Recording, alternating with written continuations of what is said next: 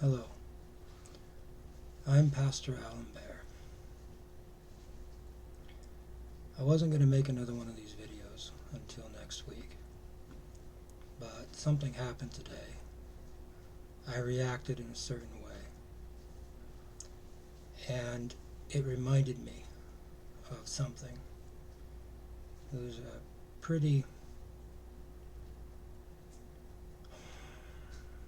pretty good illustration of something that I think it's worth talking about and sharing. And so here I am, later this evening,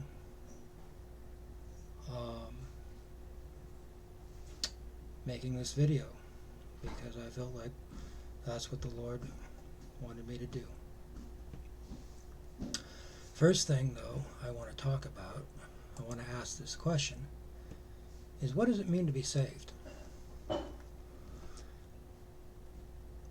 We frequently hear the question, are you saved? Have you been saved? From different evangelists, from different churches, and different pastors. And that is usually the whole thrust of their sermons, is getting somebody saved. In many churches there are altar calls at the end of them, sometimes in the middle, where they extend a time to have somebody come forward, pray a prayer, accept Jesus into their hearts, something along those lines. But to me, the better question is, what does it mean to be saved?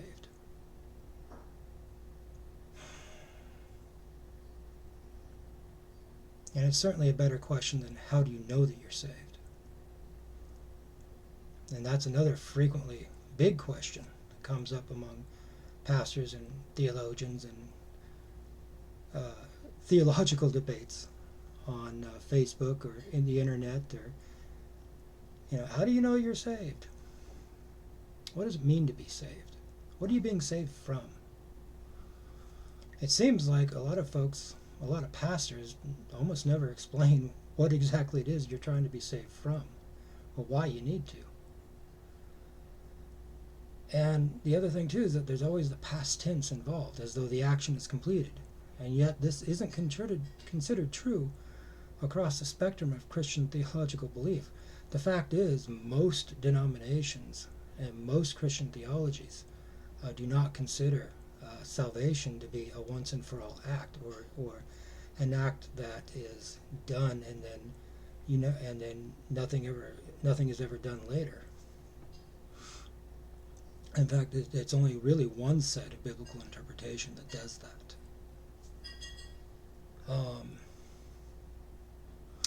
The truth is, I tend to like the Eastern Orthodox Bishop Callistus Ware's response to this question when it's asked of him,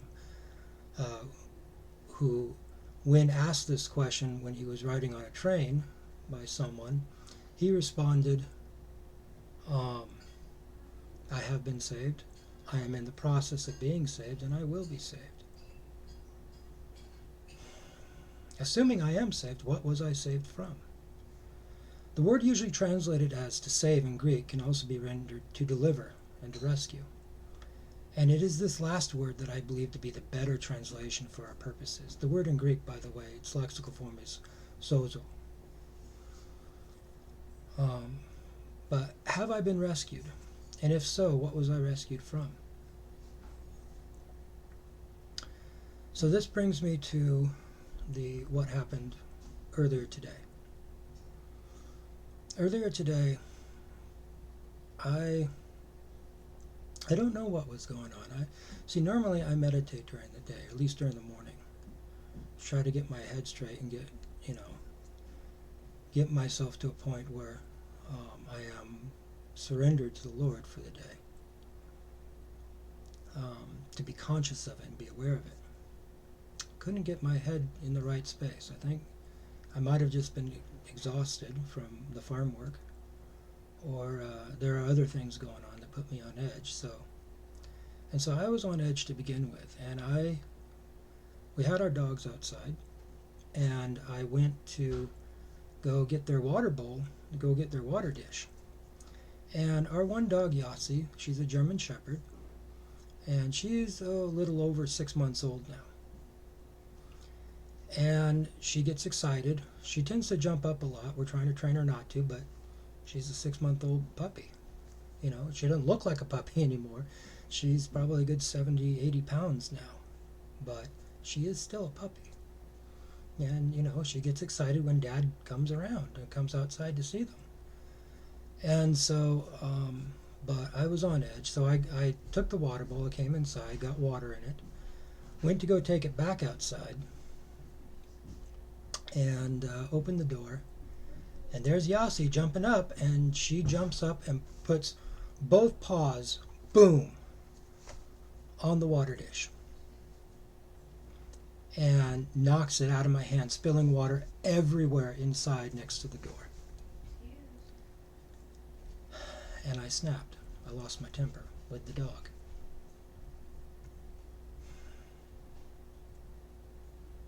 I started yelling at her. I took what water was left in the dish and I flung it at her and yelled at her to get back outside. She was just being a puppy. I have a temper. And the truth is, I've always had a temper. Whenever I myself get frustrated, I can be pushed to a point where my temper becomes violent. I'd like to think it's gotten better over the years. When I was a kid, it could be incredibly violent.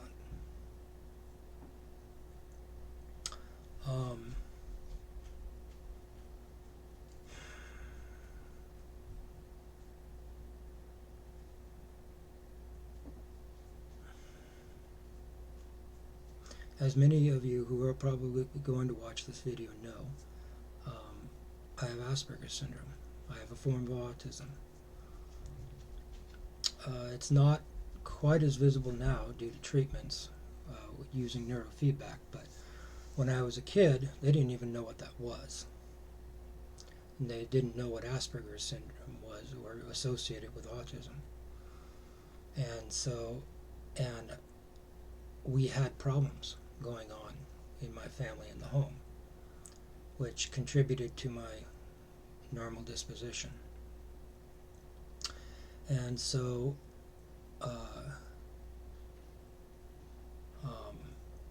as a child, I would become violent when frustrated, to the point of attempting to choke peers. And even as I got a little bit older in grade school, I even tried to choke a teacher once. I was unable to process my own emotions in real time, had few friends, and none that could get close if they even tried. And I was probably trapped at the emotional age of about 5 or so up until my later teenage years. I would also have severe emotional breakdowns starting from about the age of 12 or so, which didn't really let up until my early 20s.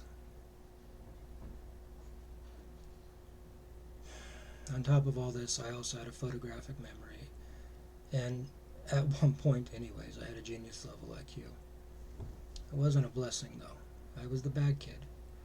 I was the kid no one wanted to be around, the kid who was always getting paddled, suspended, beat up, made fun of, and laughed at.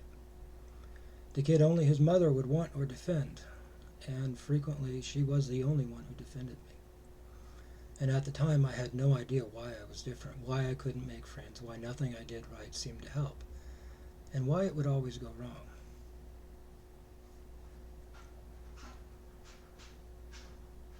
See,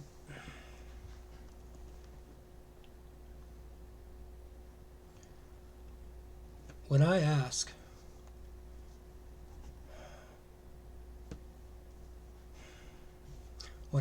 what are we being saved from?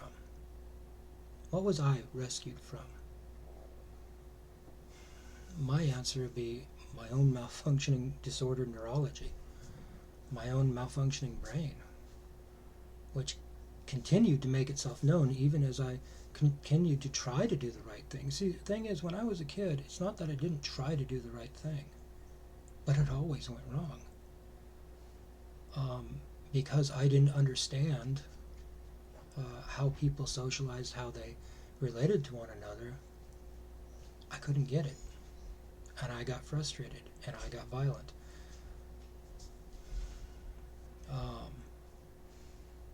It's not something I'm proud of.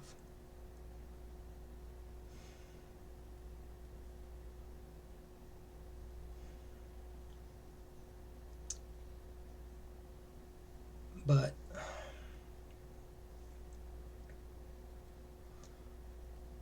what are we saved from? What did Jesus Christ die for us to save us from? The answer is ourselves.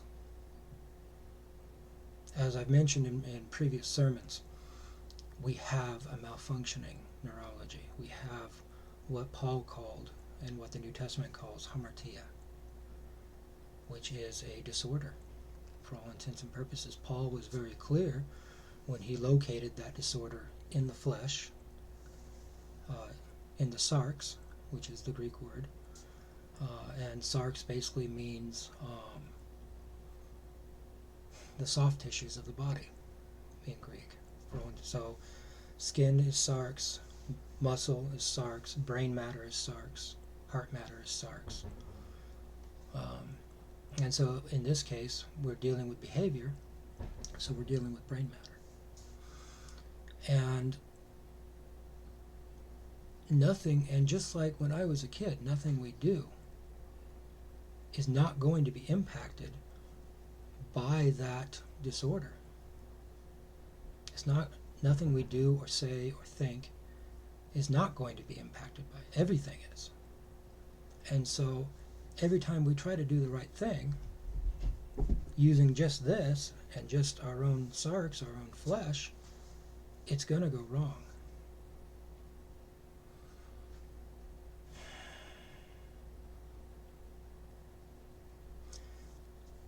When the Lord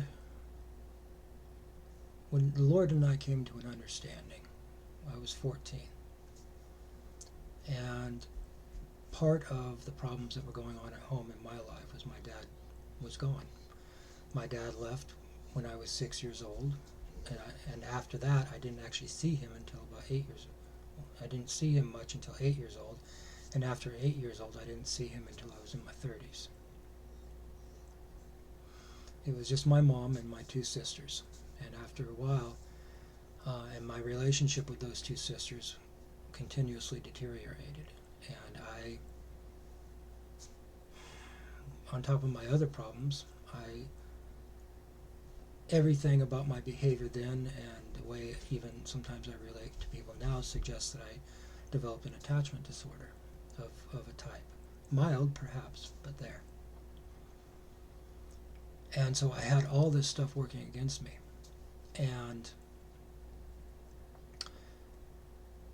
when I was 14, I remember it distinctly. I was sitting by the fence next to the horticulture area at my high school. And I had just been reading, what was it? I believe it was in Romans 8. There are two passages like this. One's in Romans, one's in Galatians.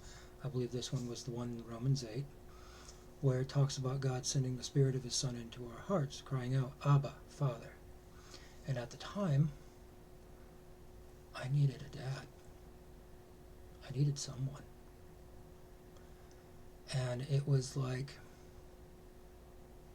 he and I came to this understanding where he agreed to be my dad and I would be his kid, and he would take over that role in my life.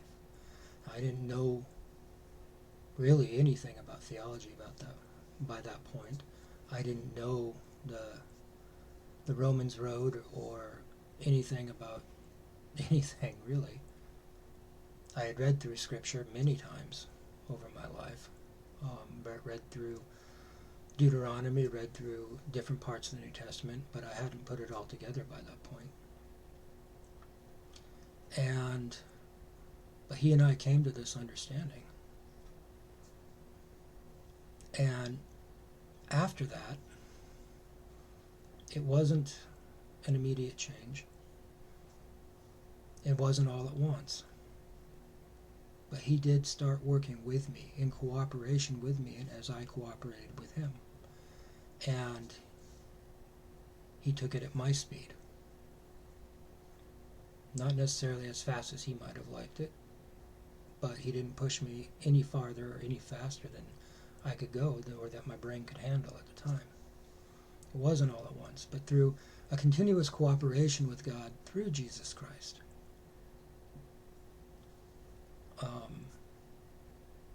That change, that rescue began and continued.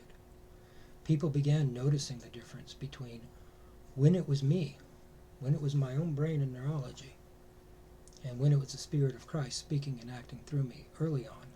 Because the difference for me was night and day. It was obvious that it couldn't have been coming from me. This continued on even after I was ordained many years later, at the age of 29. And I came to understand what would happen if I tried to pastor anyone or preach any sermon. If it came from my own natural responses and behaviors, it would fail and possibly cause harm.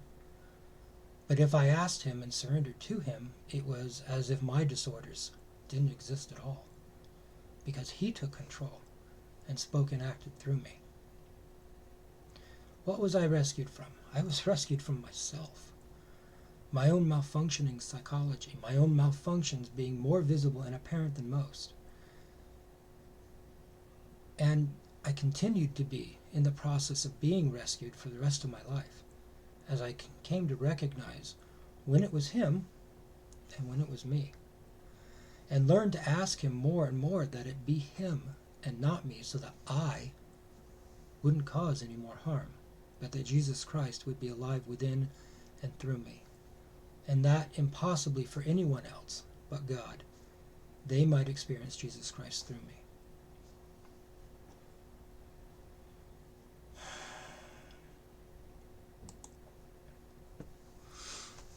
I was reminded about this because with that incident with my dog, I was reminded about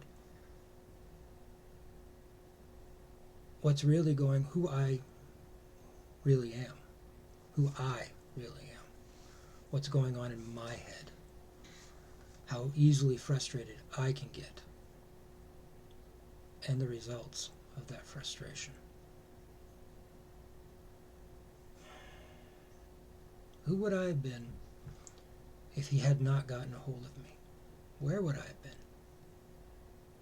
I've wondered that. At the time he did get a hold of me, I was losing touch with reality, honestly, every day, more and more. I was skipping school because I didn't want to be there. I didn't have any friends there, and I was failing my classes. I just wanted to escape into the books and fantasy worlds that I was constantly reading, because they seemed a lot better than the reality around me at the time.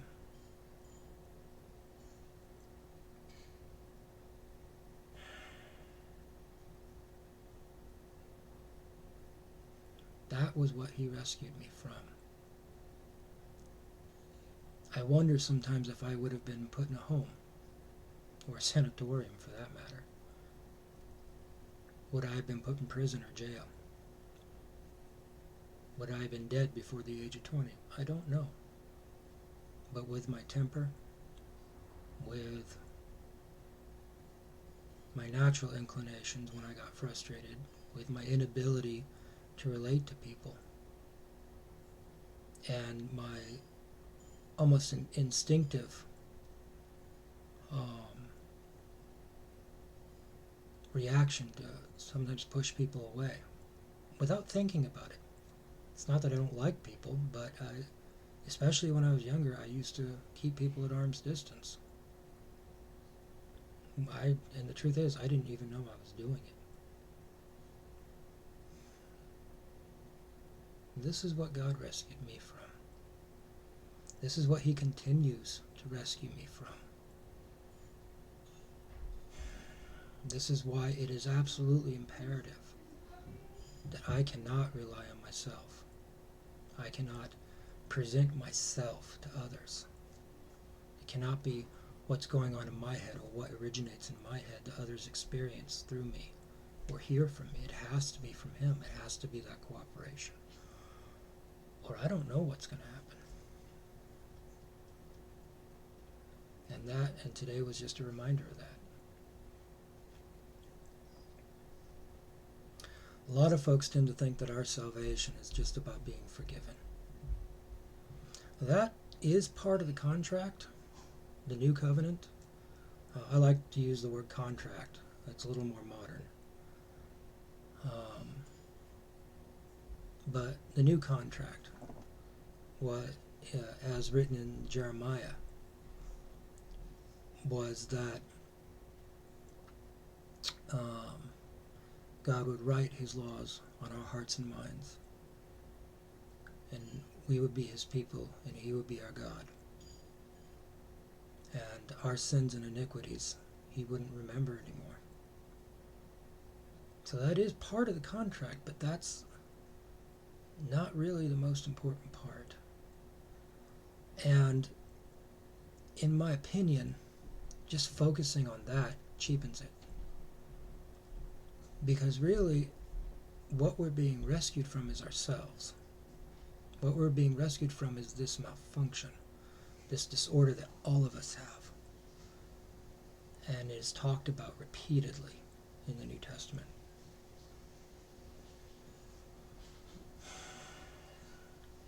This flaw that I discussed in a previous sermon at length.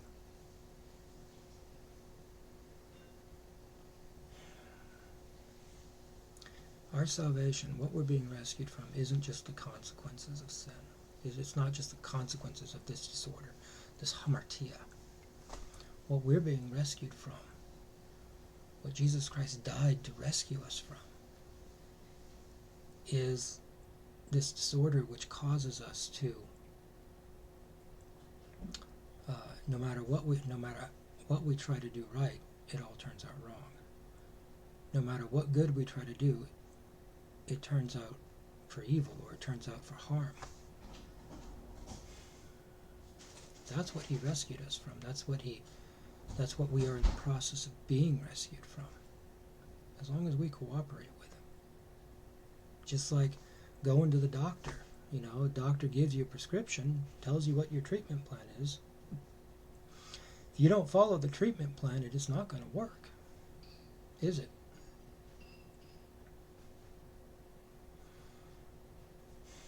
I mean, he can give you the best possible treatment plan in the world, but if you don't follow his instructions, you don't cooperate with him, what good's it going to do? This is why Christ died for us.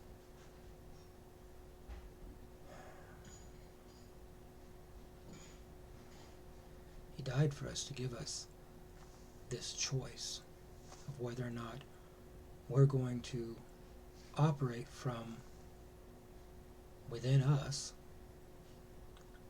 whether or not we're going to operate from our own natural inclinations, our own natural responses and behaviors, or whether or not we're going to disengage from that, whether or not we're going to turn that over to him. New Testament uses terms like dying to ourselves. It uses terms, it talks about us dying with Christ on the cross.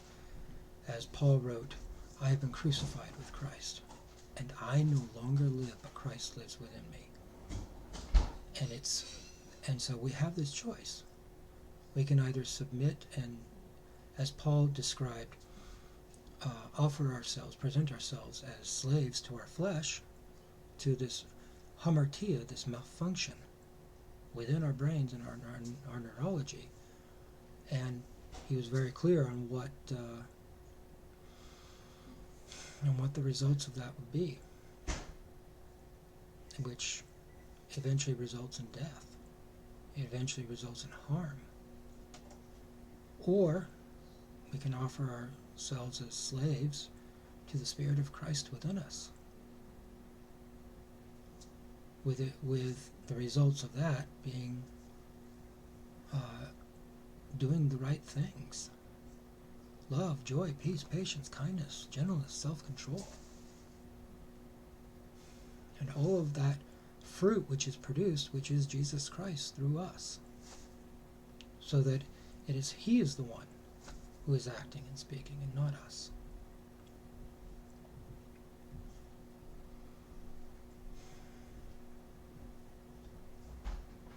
This really is what being a Christian, this is what following the way of Jesus Christ is all about. It's turning ourselves over to Him and giving Him permission, either explicit or implicit permission, to act and speak through us. Because if we continue functioning with just ourselves, if we continue taking the reins back or taking the wheel back from Him and trying to do it all from our own brains, from our own experiences, from our own natural biological responses and behaviors, our own letting our fears and anger drive us, letting our own bodily needs and desires drive us, we're going to cause harm. We're going to cause a lot of harm. I know I am. Not because I want to, but because I know that that's what's in me.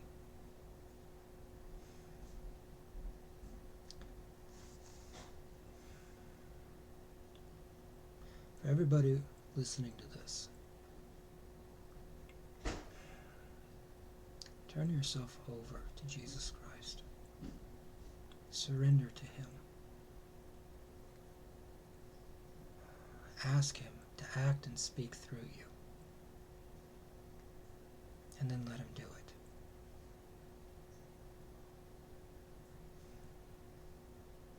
That's the only way you're going to get out of this. It's the only way you're going to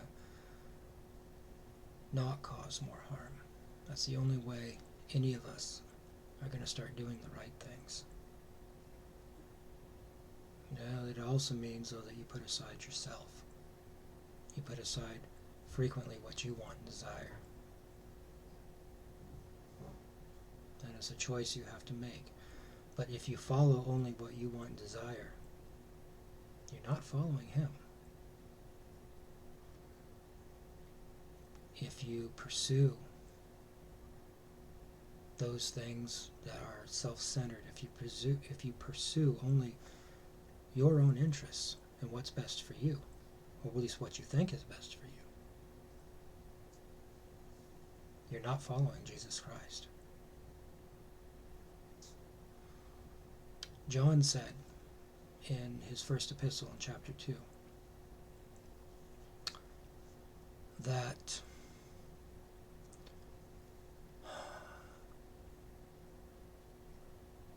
those who say that they remain in Him are obligated to walk just as He walked.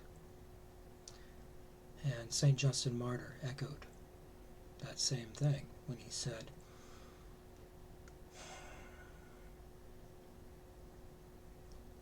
let a person not be considered Christian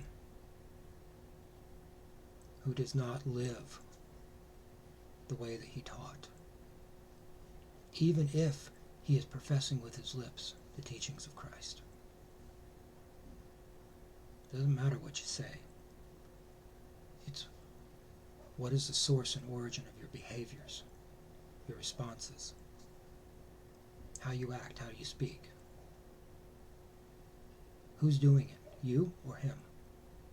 That's what it means to follow Christ. That's what it means to practice what Jesus taught. That's what it means to follow the way, as it was called originally.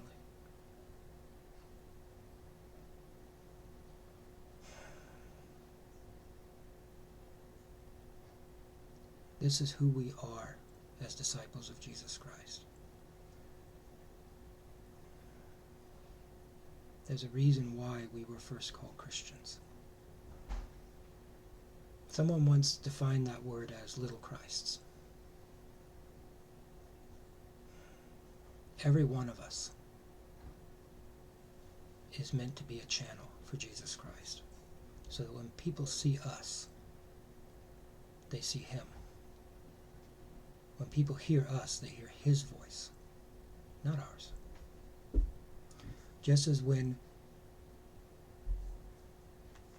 Philip asked Jesus in the Gospel of John, Lord, show us the Father, and it's sufficient for us. And Jesus responded, have I been with you so long, and you haven't known me, Philip?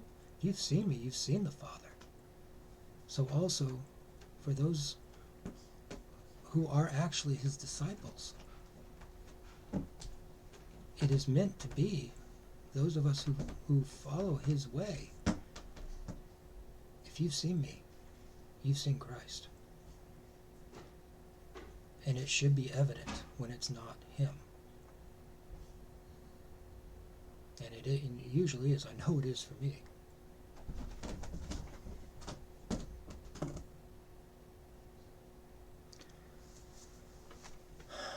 As always, I'm going to leave you with this. Be Jesus for people. Give Jesus to people. Receive Jesus from people and see Jesus in people today. Ask him to act and speak through you, to love all others through you. Surrender yourself to him.